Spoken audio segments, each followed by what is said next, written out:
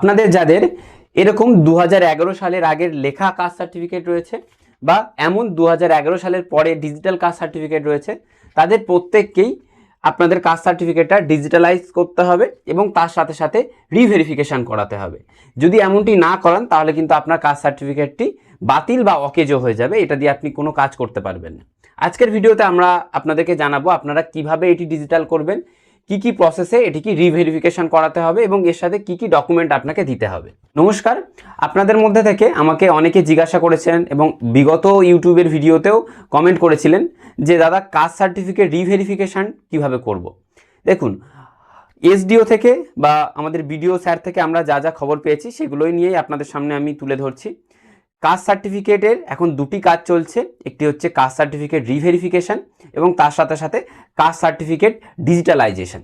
দেখুন, যাদের 2011 সালের আগে এরকম হাতে লেখা কাস্ট সার্টিফিকেট রয়েছে তাদের কিন্তু করতে হবে ডিজিটালাইজেশন, অর্থাৎ এখানে কিন্তু কোনো রকম ডিজিটাল নম্বর নেই। আপনারা যদি এই ধরনের কাস্ট সার্টিফিকেট দেখে থাকেন, এখানে দেখবেন একটা সার্টিফিকেট নম্বর লেখা রয়েছে WB18 দিয়ে শুরু, কিন্তু এই কাস্ট সার্টিফিকেটে কিন্তু সেরকম নম্বর নেই। তাই এই সকল কাস্ট সার্টিফিকেটের মধ্যে কিছু কিছু কাস্ট সার্টিফিকেট সবার কিন্তু ডিজিটাল করার দরকার নেই, কিছু কিছু কাস্ট সার্টিফিকেটের ডিজিটাল করতে হচ্ছে। প্রথমে আপনাকে এখানে চেক করতে হবে এই কাস্ট সার্টিফিকেটটির রেকর্ড আছে কিনা বা অনলাইনে শো করছে কিনা। তো তাই অনলাইনে কিভাবে আপনারা এটি চেক করবেন সেটার পদ্ধতিও আমি এখানে দেখিয়ে দিচ্ছি। কাস্ট সার্টিফিকেট ডিজিটালাইজ করা আছে কিনা সেটা চেক করার জন্য প্রথমে আপনাকে গুগলে চলে আসতে হবে। আসার পর কাস্ট সার্টিফিকেট এটি আপনাকে লিখতে হবে। লেখার পর সার্চ দিলেই এই রকম একটি ইন্টারফেস শো হবে, যার এই যে অফিসিয়াল ওয়েবসাইট, এই অফিসিয়াল ওয়েবসাইটে আপনাকে ক্লিক করতে হবে। করলেই দেখবেন এই রকম একটি ইন্টারফেস শো হবে। আপনাদের সুবিধার জন্য আমরা এই অফিসিয়াল ওয়েবসাইটের লিঙ্কটা ডেসক্রিপশন বক্সে দিয়ে দেবো, আপনার সরাসরি সেখান থেকেও এখানে আসতে পারবেন। যারা মোবাইল ফোন থেকে সার্চ করছেন তাদের দেখবেন এই পাশে 3টে দাগ দেওয়া রয়েছে, আপনারা সেখানে ক্লিক করলে এই যে অপশানগুলো এগুলো আপনারা দেখতে পাবেন। তো এখানে আসার পর আপনাকে SC/ST এটিতে ক্লিক করতে হবে। করার পরে চেক সার্টিফিকেট এই অপশানে আপনাকে ক্লিক করতে হবে। করার পরেই দেখবেন এই রকম একটি ইন্টারফেস শো হবে। এখানে আপনার পুরনো সার্টিফিকেটের নম্বরটা দিয়ে দিতে হবে এবং ইস্যু ইয়ার, অর্থাৎ যে বছরে এটি তৈরি হয়েছে বা ইস্যু হয়েছে সেই ইয়ারটা এখানে দিয়ে দিতে হবে বা চুজ করে নিতে হবে এখান থেকে। এবং যে অথরিটি আপনার সার্টিফিকেটে রয়েছে, অর্থাৎ আপনার সার্টিফিকেটের নিচে যে সইয়ের জায়গা রয়েছে বা যে অফিসার সই করেছে তার নিচে যে ঠিকানা দেওয়া রয়েছে সেই ঠিকানাটা কিন্তু সেই অনুযায়ী আপনার SDOটা কিন্তু চুজ করে নিতে হবে। যদি আলিপুর হয়ে থাকে তাহলে আলিপুর SDO হবে, বারুইপুর হয়ে থাকে তাহলে বারুইপুর SDO হবে, ক্যানিং হয়ে থাকলে ক্যানিং SDO হবে, মানে যে ঠিকানা সেই SDO কিন্তু হবে। আমি এখানে একটি কাস্ট সার্টিফিকেটের নম্বর নিয়ে নিয়েছি এবং ইস্যু তারিখটাও দিয়ে দিয়েছি। এবং এই যে কাস্ট সার্টিফিকেট এটি ক্যানিং SDO থেকে ইস্যু করা হয়, তো ক্যানিং SDOটা চুজ করে নিলাম। এরপরে সার্চ দিলেই দেখবেন এই রকম একটি ইন্টারফেস শো হয়েছে। এখানে দেখুন এই কাস্ট সার্টিফিকেট হোল্ডারে কিন্তু একটি ডিজিটাল নম্বর দেওয়া রয়েছে, অতএব এনার কিন্তু কোনো রকম আর ডিজিটালাইজেশন করার প্রয়োজন পড়বে না নতুন করে। তো এক্ষেত্রে দেখবেন এখানে এনার ডিজিটাল নম্বর দেওয়া রয়েছে এবং এখানে এর ম্যানুয়াল নম্বর দেওয়া রয়েছে, মানে হাতে লেখা কাস্ট সার্টিফিকেটে যে নম্বরটা ছিল সেই নম্বরটা এখানে দেওয়া রয়েছে। এখানে কাস্ট সার্টিফিকেট যার রয়েছে তার নাম, তার বাবার নাম এবং তার ঠিকানা এবং তার সাবকাস্টই রয়েছে। তো এই ব্যক্তির এই যে এই কপির কিন্তু একটা প্রিন্ট আউট বার করে নিতে হবে, কারণ এটা প্রমাণ করবে যে এনার কিন্তু ডিজিটাল আর করার প্রয়োজন নেই। ঠিক একইভাবে আমি আরও একটি কাস্ট সার্টিফিকেট নম্বর নিয়ে নিয়েছি, এটাকে সার্চ দিলাম। দেওয়ার পরেই এখানে এই রকম একটি ইন্টারফেস শো হচ্ছে। অতএব এখানে দেখুন নো রেকর্ড ফাউন্ড দেখাচ্ছে, অতএব এই যে কাস্ট সার্টিফিকেট হোল্ডার রয়েছে এনার কিন্তু রেকর্ডটা এখানে শো হচ্ছে না। অতএব এনার কাস্ট সার্টিফিকেটটা কিন্তু অবশ্যই ডিজিটালাইজ করতে হবে বা ডিজিটালের জন্য অ্যাপ্লাই করতে হবে। যদি এই সার্টিফিকেটটা ডিজিটাল না করা হয় তাহলে এই সার্টিফিকেটটি ব্যবহার করে অন্য কেউই অন্য নতুন সার্টিফিকেট বার করতে পারবে না, বা এনার ছেলে বা অন্য যে কেউ এনার সার্টিফিকেট কিন্তু ব্যবহার করে নতুন সার্টিফিকেট আর করা যাবে না। আপনারা আগের ভিডিওটা দেখে বুঝতে পেরে গিয়েছেন যে কিভাবে কাস্ট সার্টিফিকেটটির ডেটা আছে কিনা সেটা চেক করতে হবে। দেখুন, যাদের ডেটা দেখাচ্ছে তাদের কিন্তু কোনোভাবে ডিজিটাল করার প্রয়োজন নেই, কিন্তু যাদের ডিজিটাল ওখানে রেকর্ড দেখাচ্ছে না তাদের কিন্তু অবশ্যই ডিজিটাল করতে হবে। তো কিভাবে আপনারা সেই ডিজিটালটি করবেন, দেখুন প্রথমত ডিজিটালের অনেকগুলো প্রসেস রয়েছে, কিন্তু আমি আপনাদেরকে একেবারে অথেন্টিক প্রসেস বলবো, যার মাধ্যমে আপনি 1 সপ্তাহ থেকে বড় জোর 10 দিনের মধ্যে কিন্তু আপনি আপনার হাতে কাস্ট সার্টিফিকেটটি পেয়ে যাবেন।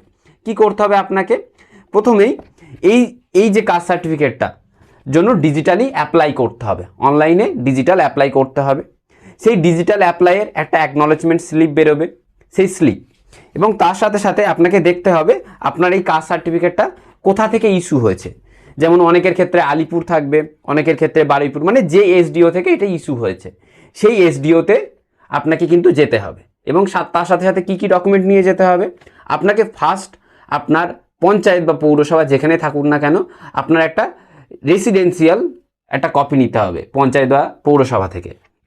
তার সাথে যার কাস্ট সার্টিফিকেট রয়েছে তার আধার কার্ড, তার ভোটার কার্ড, এবং এসআইআরের সময় যে স্লিপটা দিয়েছিল বিওলো সেই স্লিপটা দিতে পারেন, অথবা আপনার নতুন ভোটার লিস্টে যে স্লিপটা রয়েছে সেই স্লিপের জেরক্স, এবং তার সাথে সাথে এই যে পুরনো সার্টিফিকেট, এই পুরনো সার্টিফিকেটের জেরক্স, এবং আপনি যেই অনলাইনে অ্যাপ্লাইয়ের সময় বা ডিজিটালের জন্য অ্যাপ্লাই করলেন তার যে অ্যাকনলেজমেন্ট স্লিপ সেই স্লিপে জেরক্স নিতে হবে।